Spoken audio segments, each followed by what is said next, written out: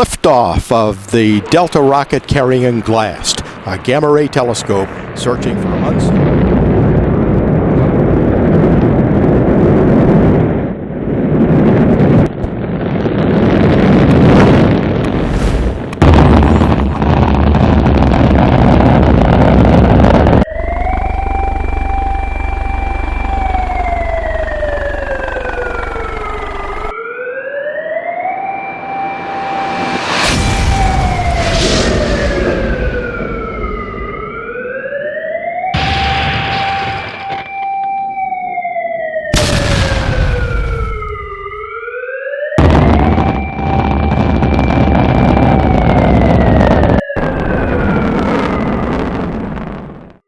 Assalamualaikum warahmatullahi wabarakatuh, sahabat Pintu Cerita dimanapun Anda berada. Semoga selalu dalam lindungan Allah Subhanahu wa Ta'ala. Amin ya Robbal Alamin. Konflik Rusia-Ukraina banyak diyakini menjadi penanda akhir zaman dan dimulainya Perang Dunia Ketiga yang sudah diramalkan. Bahkan Al-Quran sejak 1400 tahun lalu sudah meramalkan akan terjadi Perang Dunia Ketiga. Dan saat ini sudah dimulai dengan terjadinya konflik Rusia dan Ukraina. Lalu siapakah yang akan jadi pemenang di dalam konflik Rusia dan Ukraina jika ini benar Perang Dunia Ketiga yang dijelaskan di dalam Al-Quran? Simak video ini sampai selesai dan jangan lupa like, komen, dan subscribe, karena subscribe adalah bagian dari amal baik sahabat sekalian. Menurut Syekh Imran Hussain, seorang cendekiawan Islam, pengarang buku filsuf dan pemerhati politik modern, menjelaskan siapa pemenang Perang Dunia Ketiga di dalam konflik Rusia-Ukraina ini. Kata Syekh Imran Hussain, Al-Quran mengatakan bahwa aku akan mengangkat mereka yang mengikutimu kepada Al-Masih, mengangkat mereka tinggi dan dominan atas kelompok lain yang menolaknya dan menghujatnya orang-orang kafir ini. Dan ketika aku mengangkat pengikut Nabi Isa kepada posisi yang dominan itu, mereka akan tetap di sana sampai hari kiamat. Dan sekarang Al-Quran membantu Anda yang ada di Rusia untuk memahami apa yang terjadi 20 tahun terakhir ini setelah runtuhnya Uni Soviet, kata Syekh Imran Hussain. Setelah kekacauan terjadi di Uni Soviet lalu, maka terjadi keajaiban kebangkitan Kristen Ortodok di Rusia. Bahkan Rusia berhasil menguasai teknologi rudal yang tidak ada di dunia dengan posisi mendominasi dunia militer saat ini. Inilah yang dikatakan Allah di dalam Al-Quran 1400 tahun yang lalu. Dan inilah yang sekarang terjadi, kata Syekh Imran Hussain. Dalam konflik Rusia-Ukraina sekarang ini, Syekh Imran Hussain menyebutkan bahwa Rusia akan berhasil mengalahkan Ukraina yang didukung oleh NATO. Kata Syekh Imran Hussain, Al-Quran berbicara mengenai pandangannya tentang dunia Kristen Ortodok. Dan itu ada dalam seluruh surat dalam Al-Quran yang disebut surat Ar-Rum. Rum tersebut tentu saja berasal dari istilah bangsa Rum, terjadi ketika Kekaisaran Romawi Pagan meninggalkan Rum dan pergi ke Konstantinopel. Mereka tetap menggunakan nama Rum. Dan nama Rum yang ada di dalam Al-Quran adalah bangsa Rum. Tetapi kemudian datanglah transformasi kerajaan Romawi itu menjadi kerajaan Kristen, kata Syekh Imran Hussain. Kata Syekh Imran Hussain, Rum dalam Quran bukan pagan tetapi Kristen. Dan Al-Quran berbicara secara positif tentang kerajaan Kristen itu yang berbasis di Konstantinopel dan yang disebut Bizantium atau Kekaisaran Bizantium Suci. Dan Allah berfirman di dalam Al-Quran yang mengatakan bahwa Rum akan memiliki 2 kemenangan dengan bantuannya dan menang 2 kali. Yang pertama terjadi ketika Al-Quran diturunkan pada saat itu, ketika Kekaisaran Suci Bizantium mengalahkan Persia. Dan kemudian Al-Quran mengatakan akan ada yang kedua, tetapi di antara keduanya ada sesuatu yang terjadi karena yang pertama disebutkan sebagai sebelum dan yang kedua disebutkan sebagai setelah. 2 kemenangan, satu sebelum dan satu lagi setelah, di antaranya pasti ada sesuatu. Apa itu? Itu adalah perpecahan besar pada 1054 ketika Barat berpisah dengan Rusia. Dan mereka pergi dengan cara mereka, dan mereka berkata, kita tidak peduli lagi dengan hukum. Jadi mereka melanggar hari Sabat dan Allah mengutuk Barat, tapi bukan kalian. kata Syekh Imron Hussain. Kata Syekh Imron Hussain, Allah membantu Rusia meraih 2 kemenangan. Pertama, sebelum perpecahan 1054 terjadi pada masa hidup Nabi Shallallahu Alaihi Wasallam, dan satu lagi yang akan datang. Itu masih belum terjadi. Yang kedua pun belum terjadi, dan saya berbagi pandangan saya dengan Anda. Saya bisa saja salah, kata Syekh Imron Hussain, bahwa yang kedua akan segera datang ketika Rusia meraih kemenangan, dan Rusia akan mengalahkan Ukraina yang didukung NATO, dan ini dikutuk oleh Allah Subhanahu wa Ta'ala. Sahabat Pintu Cerita yang semoga dirahmati Allah, ada sebuah naskah kuno dari abad kedua Hijriah mencatat beberapa hadis tentang rahasia akhir zaman yang berasal dari Abu Hurairah 598 sampai 678 Masehi. Abu Hurairah adalah salah seorang sahabat terdekat Rasulullah Shallallahu Alaihi Wasallam dan yang paling banyak meriwayatkan hadis, kurang lebih sebanyak 5.374 hadis. Dari sejumlah hadis yang diriwayatkannya itu, ada sebagian hadis yang disembunyikan oleh beliau dari kaum muslimin pada waktu itu. Aku menghafal dari Nabi Shallallahu Alaihi Wasallam beberapa ilmu. Untuk satu bejana sudah aku sampaikan kepada kalian. Untuk bejana kedua, andai aku sampaikan kepada kalian, maka kepalaku akan dipenggal. Hadis riwayat Bukhari. Hadis yang disembunyikan oleh Abu Hurairah bukan tentang akidah dan syariat Islam, tetapi berkaitan dengan fitnah dan kejadian akhir zaman. Dalam hadis itu, Rasulullah Shallallahu Alaihi Wasallam menyebutkan nama peristiwa, nama pelaku, nama tempat, serta alasan terjadinya peristiwa tersebut. Hadis-hadis itu berkaitan dengan perang, pemberontakan, dan pembunuhan. Berita-berita seperti ini bila hanya diketahui oleh orang-orang yang amanah dan berilmu, maka akan aman. Namun jika berada di tangan orang-orang yang jahil, maka risikonya sangat besar, karena bisa membahayakan beliau sendiri dan orang lain, serta dapat menimbulkan fitnah, huru-hara, dan perpecahan. Ibnu Hajar mengatakan kemungkinan ilmu-ilmu yang disembunyikan itu adalah informasi tentang tanda-tanda kiamat. Apabila disampaikan akan terjadi kekacauan di akhir zaman, dan kemungkinan akan diingkari oleh mereka yang tidak mempercayainya. Namun menjelang akhir hayatnya, Abu Hurairah menyampaikan sebagai informasi rahasia itu kepada beberapa sahabat dekatnya dari kalangan tabi'in, generasi ketiga sepeninggal Rasulullah Shallallahu Alaihi Wasallam.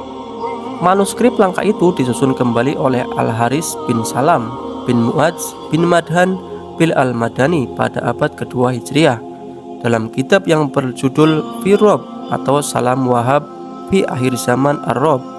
Al-Haris berasal dari Syam, seorang tabi'ut tabi'in, generasi ketiga setelah Rasulullah Shallallahu Alaihi Wasallam wafat.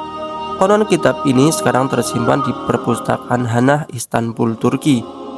Dalam manuskrip itu tertulis beberapa peristiwa besar yang terjadi di dunia, lengkap dengan nama-nama tokoh dan pelaku utamanya. Hadis rahasia dalam manuskrip kuno ini terdiri atas 13 paragraf, menjelaskan latar belakang terjadinya Perang Dunia 1, 2, 3, dan 4, dan apa yang terjadi setelahnya itu.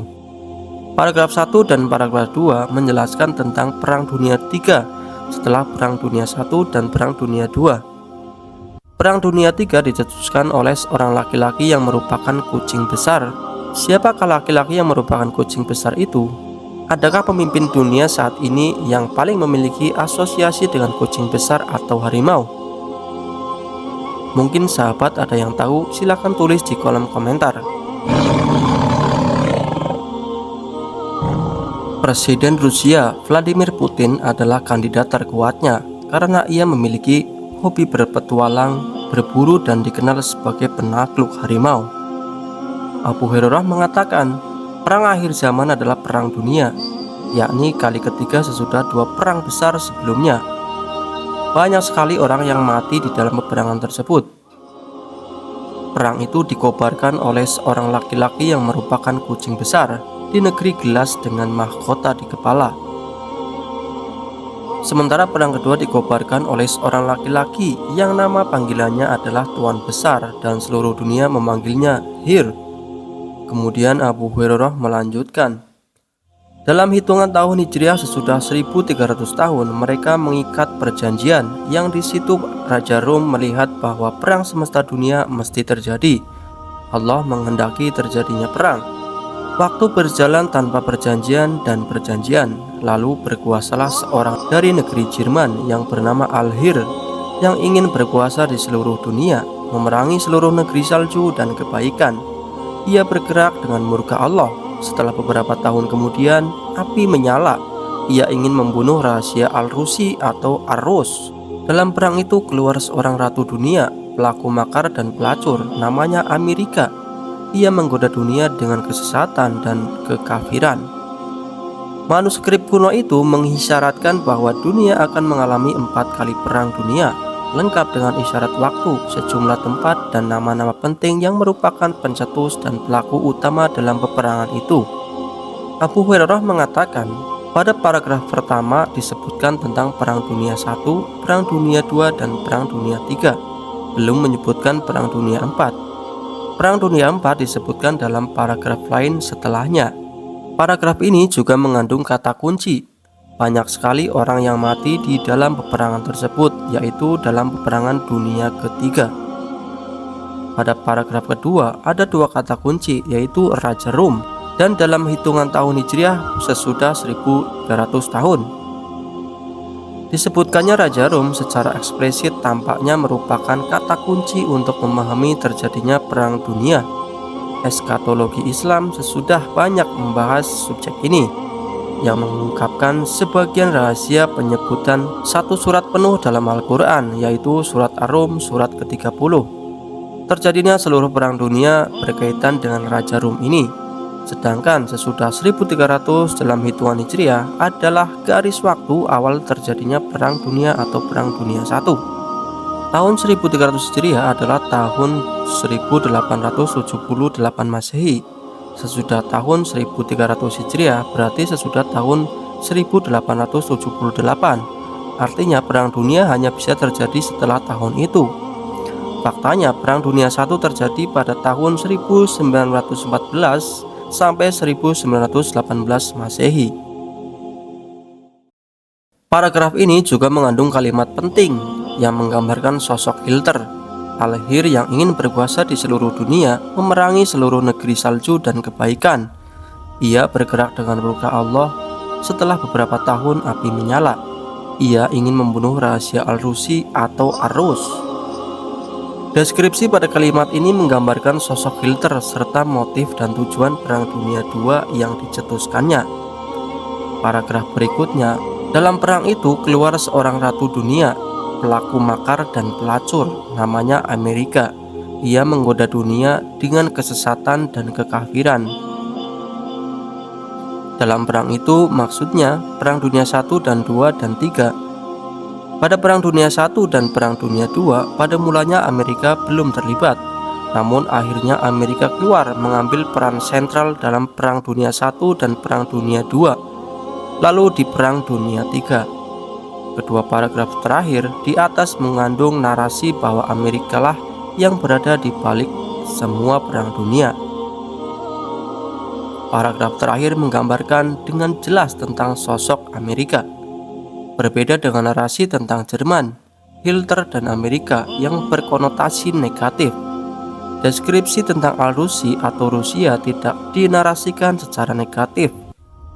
Perang itu dikobarkan oleh seorang laki-laki yang merupakan kucing besar. Ungkapan kucing besar tidak memiliki konotasi negatif, tapi jelas merujuk ke Arusi atau Arus, yaitu Rusia. Sebaliknya, Rusia dalam seluruh perang dunia malah digambarkan sebagai korban. Ia ingin membunuh rahasia Arusi atau Arus melalui revolusi Bolshevik tahun 1917, sehingga pada Perang Dunia I dan Perang Dunia II Rusia yang paling banyak berkorban nyawa. Kemungkinan besar akan lebih banyak berkorban jiwa lagi di Perang Dunia III. Rahasia Al-Rus adalah spirit Rusia dengan jantungnya spiritualitas Kristen Ortodok. Mereka ingin membunuh rahasia Al-Rus. Mereka ingin melenyapkan spiritualitas Kristen Ortodok, karena hanya Islam dan Kristen yang bisa menghentikan ambisi imperialisme kaum globalis. Mereka tahu di akhir zaman Islam akan beraliansi dengan Kristen Ortodoks sebagaimana dinubuahkan dalam Al-Quran surat Al-Maidah ayat 82. Pasti akan kamu dapati orang yang paling keras permusuhannya terhadap orang-orang yang beriman. Ialah orang-orang Yahudi dan orang-orang musyrik. Dan pasti akan kamu dapati orang yang paling dekat persahabatannya dengan orang-orang yang beriman. Ialah orang-orang yang berkata, sesungguhnya kami adalah orang Nasrani. Yang demikian itu karena di antara mereka terdapat para pendeta dan para rahib. Juga karena mereka tidak menyombongkan diri. Itu sebabnya mereka menciptakan Trisula, Jerman, Rusia, dan Turki. Di awal abad ke-20, di Jerman mereka menciptakan Nazi, di Turki mereka menghancurkan kekhalifahan Islam, di Rusia mereka berupaya menghancurkan kekaisaran Tsar. Tujuannya untuk menghalangi terjadinya aliansi antara Islam dan Kristen Ortodoks Rom Timur di akhir zaman. Perang Dunia III pun hakikatnya adalah peperangan antara Rom Barat dan Rom Timur. Kesimpulannya, Rusia terlibat dalam seluruh perang dunia sebagai korban perang. Karena itu dalam suatu kesempatan Putin pernah berkata, kurang lebihnya kita harus bertanya mengapa mereka menginginkan dunia tanpa Rusia. Sementara itu, penasihat spiritual Putin, Alexander Dugin, pernah mengatakan sebelum Rusia memutuskan untuk melakukan intervensi militer di Ukraina, mereka hanya memberi Rusia dua pilihan, membangun dunianya atau lenyap. Wallahu a'lam bishawab. Sahabat seiman, itulah gambaran perang dunia ketiga yang sudah tercatat di dalam Al-Quran dan hadis yang ada di manuskrip. Benar atau tidaknya, kita sebagai umat muslim wajib mengimaninya. Mohon maaf apabila banyak kata, tulisan, serta riwayat yang kurang sesuai dengan yang aslinya karena kebodohan saya. Sesungguhnya kesempurnaan adalah milik Allah Subhanahu wa Ta'ala. Terima kasih sudah menonton video ini, semoga bermanfaat dan jangan lupa dukung terus channel ini dengan cara like, komen, dan subscribe agar kita dapat saling belajar dan menyebarkan kebaikan. Wassalamualaikum warahmatullahi wabarakatuh.